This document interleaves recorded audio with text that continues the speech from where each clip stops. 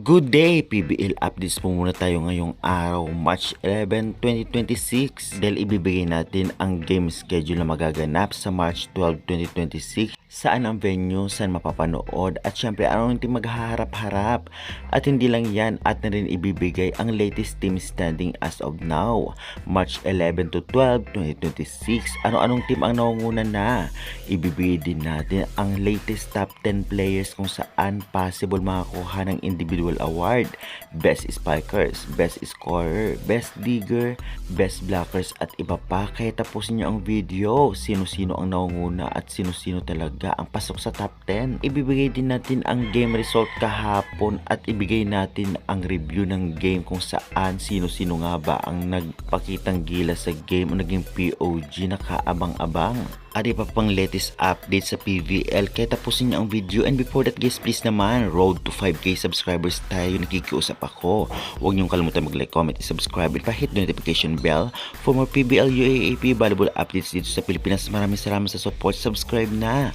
Kaya guys, isang like, isang share at isang subscribe, masayang masaya na ako. God bless na lamang. At syempre, avail na kayo ng ating mga product din sa baba. Pang remembrance at napakamura at maganda na. Creamline t-shirt, Chocomucho t-shirt, syempre, sports shoes, sports bag na talagang maganda at sulit.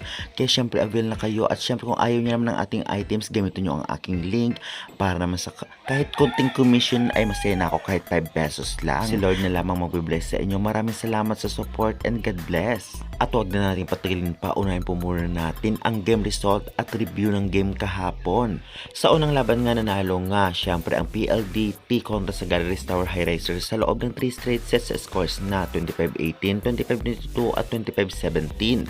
Player of the game ay itong ngang si Kim Fajardo na may 15 excellent sets, 3 points. Samantalang sa laban ng Farm Fresh vs Chocomucho, nanalo ang Farm Fresh sa loob ng 5th thrilling set sa mga scores na 21-25, 25-22, 16-25, 25-18 at 15-9. Player of the game nga dito ay ito nga si Tricia Tubo na 22 points, 16 attacks at 6 blocks. Grabe ang naging labanan at ngayon ay bigyan natin ng konting review ang game. Sa unang laban nga dito nga sa PLDT versus Galleries, marami nag-expect kahit papano na talagang matatalo ang Galleries. Ngunit maganda naman kahit papano ang inilaro dahil hindi masyadong tambak. Well, kahit 3 straights yan ay maganda rin ang scores. At syempre sa PLDT, unstoppable pa rin at hindi magpapahuli bilang MVP race. Ito nga si Davis na may 21 points. Grabe din si Mika Reyes na may 10 points. At syempre si Malaluan na may 9 points. Kaya rin si Bar na may 7 points at si D na may 6 points. Samantalang naging player of the game nga dito ay kanilang setter na si Fajardo na talaga namang hindi lamang sa pagsiset magaling.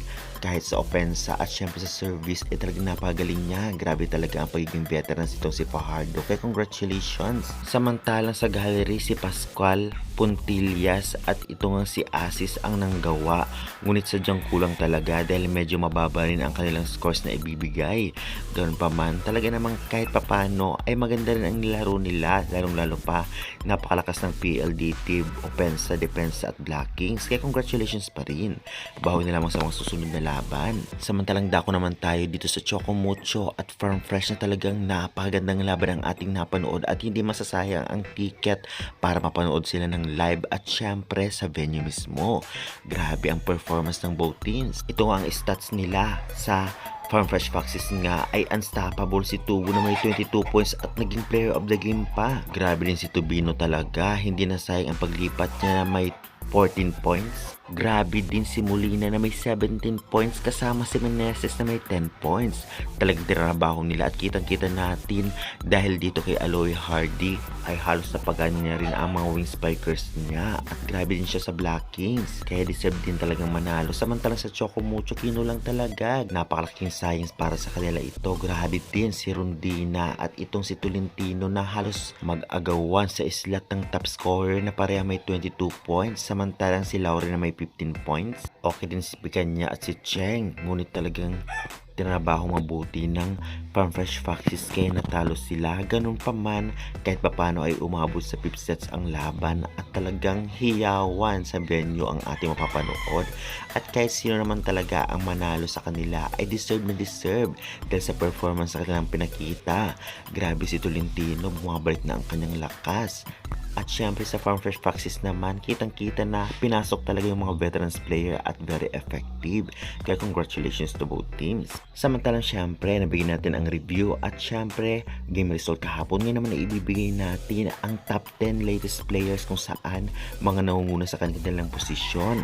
Sino-sino nga ba ito? Narito po, latest top 10 best spikers. Nangunguna si Tobo, D. Santos, Belen, Davison, Laure, Carlos Van Sickle, Tubino at si Pons. Best scorers nangunguna si Belen, Davison, Tubo, Rondina, Van Sickle, Gandler, Santos, Laksina, Molina at Pons. Samantalang sa best servers naman nangunguna si Panaga, Pons, Belen, Chamson, Gandler, Cayuna, Arroyo, Domingo, Laksina at Rondina. Sa best blockers naman nangunguna si Nogales, Panaga, Reyes, Baron, Sharma, Tubo, Acuña, Picaña, Baliton at Gagate. Samantalang sa best setters nangunguna si De Guzman, Fajardo, Cayuna, Alba, Wong, Coronel, Mondoñedo, Rubens Hardy, Nabor at Tolentino.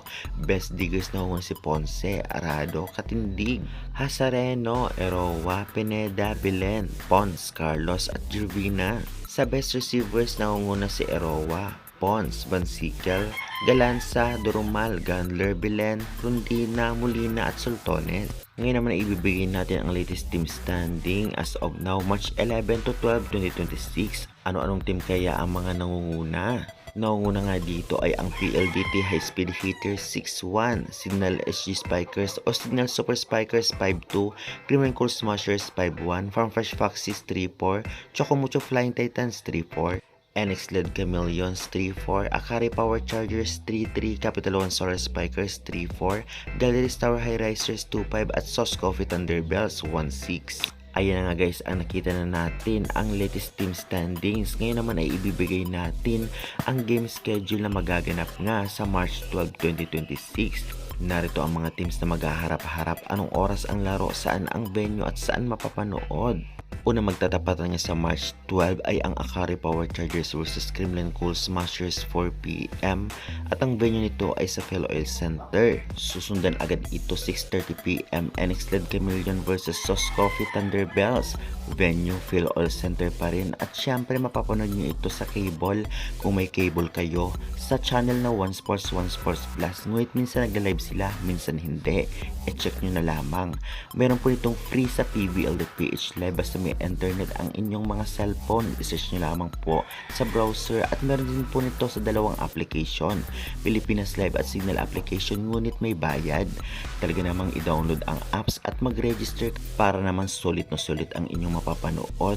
Kahit may bayad ay talaga namang mag-e-enjoy kayo. Kaya guys, excited ba kayo sa laban sa March 12? Pa-comment nga, pa-subscribe for more PVL valuable updates. Salamat!